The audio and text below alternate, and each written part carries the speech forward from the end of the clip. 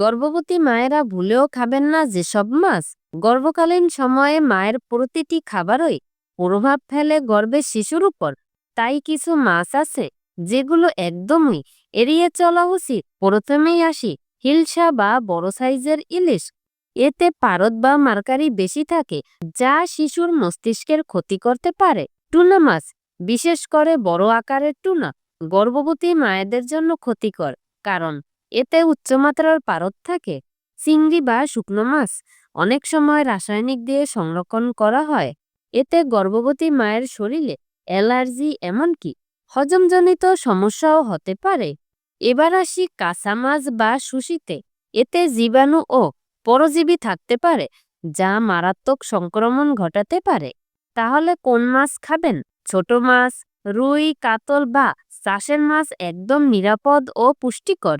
মনে রাখবেন, সুস্থ মা মানেই সুস্থ শিশু। তাই সচেতনভাবে মাছ বেছে নিন।